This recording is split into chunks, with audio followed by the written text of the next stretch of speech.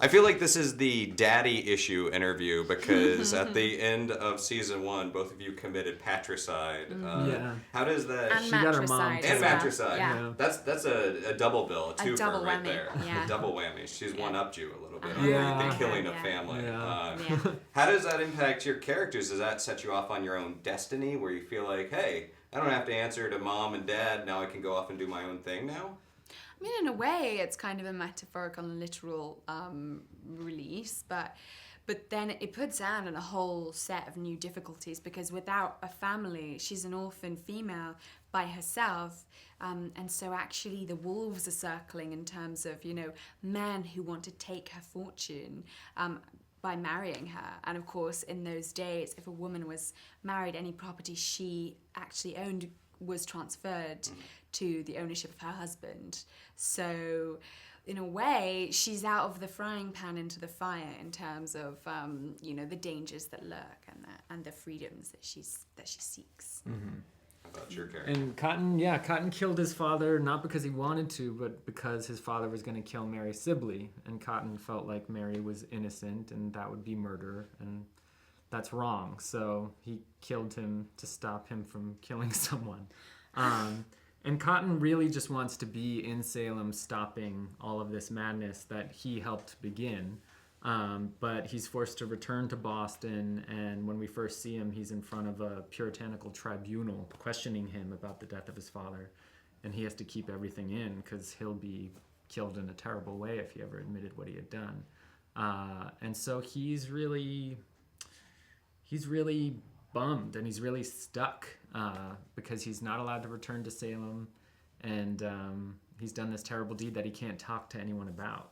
But do you think that your vulnerability will kind of bring you two together? Yeah. Well, I think perhaps not so much vulnerability as a kind of shared sense of darkness and guilt. I mean, it's a bit angsty and emo, but yeah. I mean, I think that there's a sense of a kindred spirit in trouble. Yeah, with Cotton and Anne. they both can't talk about what happened, but I think there's always been a natural attraction between the two of them, and this will only elevate that. Yeah. I would say angsty and emo is allowed in Salem. If nowhere else, it's okay. Well, they're there. all into wearing black and stuff. So, Yeah, they were classic already. emo. Yeah. Well, okay. Do you think that your characters, though, because now that we know that you're a witch and a pretty formidable, powerful one, and you've seen the good and bad of the puritanical, interrogations and the witch's power, do you think that there is a room to use magic and power for a beneficial purpose? Like, can you use witchcraft for good?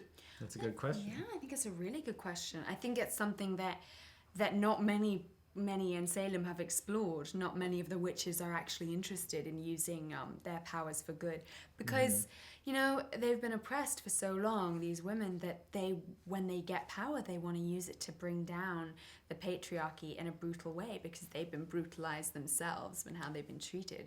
I think if there's one person that might try and make that happen, make the good witch happen, it's got to be Anne. But first of all, she's got a whole lot of issues to deal with, daddy issues and otherwise, before she even could start thinking that way. Yeah. The Puritan world was one that only saw things in black and white, and I feel like the circumstances of the show are kind of introducing color to this world of black and white, and it goes even well beyond gray, so it's very overwhelming.